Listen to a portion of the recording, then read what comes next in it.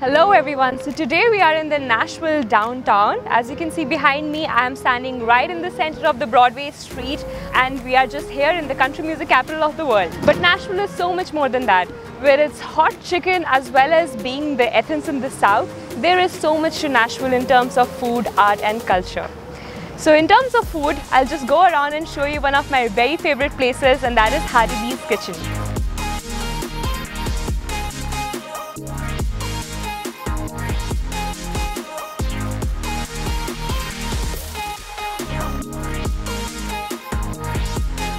So this was Harry B's, my friend, one of the best hot chicken you can have in the country, obviously in Nashville. Lucky for me, I got something to go, but definitely I would say it's worth a visit. You can find out based on your time if you wanna wait in the queue, maybe it could be an hour or so, or if you just wanna take away, but trust me, the taste is gonna be the same and it's gonna be worth your time. So definitely stop by at Harry B's. It's a must stop at Nashville and have some really hot chicken wings.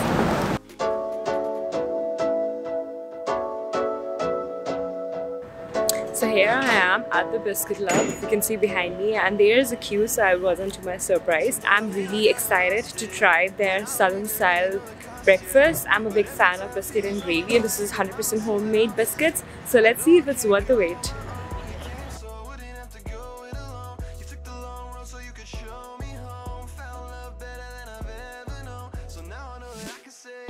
At Biscuit Love, it was definitely unique. It was more crunchy from the outside and soft from the inside, so it was a unique taste.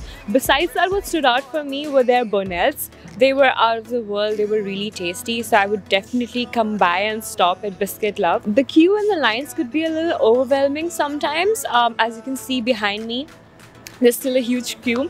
So if you do not have a lot of time on your plate, then I would also suggest you to just place the order and take it away. The taste will be absolutely same. So that's also an option that you may have. I also got myself a little poster as a souvenir to go. So definitely this is the place you should or must visit when you're here at Nashville.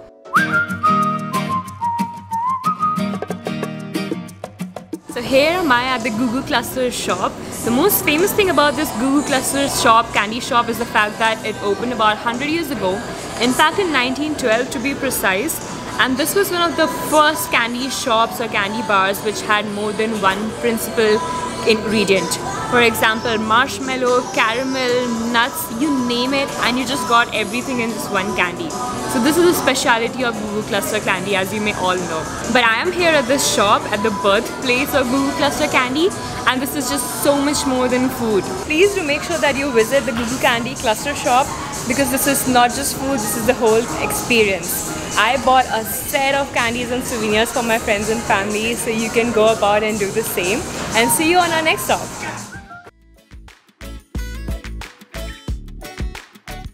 Since the earlier days of vinyl records, Nashville has produced some amazing hits in the world of country music. And today, travelers from all across the world visit this musical pilgrimage to experience what we call the Nashville sound. I am today at the Musical Hall of Fame Museum. This museum is one of the world's largest as well as most active museums in terms of collecting artifacts of the country music.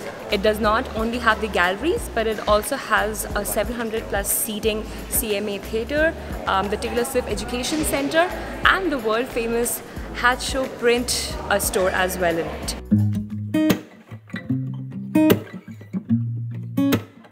So I am at Parthenon, Nashville, which stands proudly as the centerpiece of the Centennial Park and Urban Park here at Nashville. So behind me you can see Parthenon, which is a full-scale replica of the 42-foot Parthenon back in Greece, Athens. And most of the times people have asked the question as to why exactly do we have a Parthenon here at Nashville? Well, I was curious about the same, so I did a little bit of digging around, and the most convincing answer what I've found so far is the fact that it represents the traditions here at Nashville. Also, it portrays Nashville as the center of ideals of art, culture, education, and obviously music. So definitely come by here if you want to appreciate the architecture as well as the art. But you can also spend some time here away from the hustle bustle of the Broadway street as well as the neon jazzy lights, and just can immerse yourself into the calmness and the peace of this Centennial Park.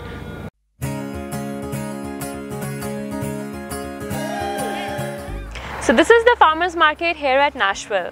This year-round open place provides retail space for farmers, artisans, non-profits as well as small businesses here at Nashville. This lively place has a huge variety of local foods, produces, crafts, classes as well as chef's demo. One can easily get confused as to what to purchase with so many options. So the trick is to just move around, see what's out there for yourself and find out what really tempts or suits your taste buds and appetite. I definitely enjoyed roaming indoors as well as outdoors, so one must make a stop whenever you're here at Nashville because there's something for everyone at Farmers Market.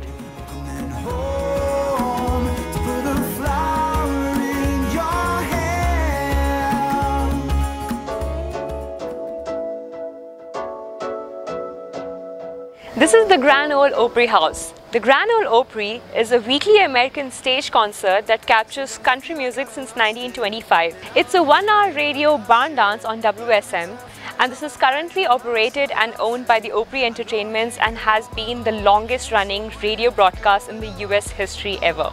The stage claims to capture the past, present as well as the future of country music and also connects various musicians with their fans. There are two ways that you can experience this Opry House. Number one, being the fact that just attend a live concert or a live show weekly. You can purchase tickets ranging from about $80 to $150, or you can also take a backstage tour that just costs you $35. So definitely if you want to go about and experience the country music or the history behind it in Nashville, this is your place to be. There are also many other tourist destinations that you can cover when you're on your way to Opry House. For example, the Aquarium, Madame Tussauds of Nashville, as well as the Gaylord Resort and Conventions. So definitely it's worth a visit to this place or this part of Nashville and experience the country music firsthand.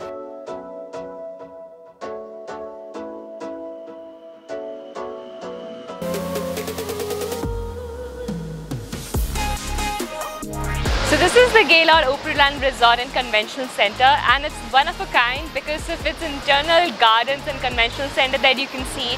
It's massive and it's beautiful. It's beautifully lit at the moment. There are about 2,800 plus rooms within the hotel and it's huge. The entire garden area is covered with AC, so I'm just massively awestruck at the moment. What you can do is just look around, come here, and this is absolutely for free. You can also take a boat rental as well as go inside and see all of these gardens, and yes, it is so big that you can take the boat and visit around. So definitely this should be a must-stop place in your Nashville itinerary because this is so different and you can just enjoy, click some nice amazing pictures, again immerse yourself into the nature and enjoy the beauty of this hotel.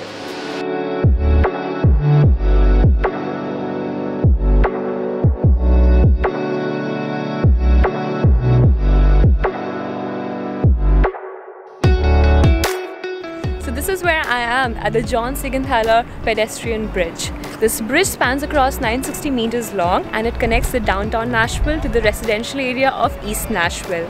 This was initially made in 1907 and 1909, and in 1998 it was first closed to the automobile traffic. And since then, it boasts to be one of the longest pedestrian bridges in the world. So this is definitely an iconic landmark that you must visit when you're on your trip to Nashville. But besides its architectural importance, you can also have one of the most amazing views of the downtown right behind me, as you can see, of Nashville.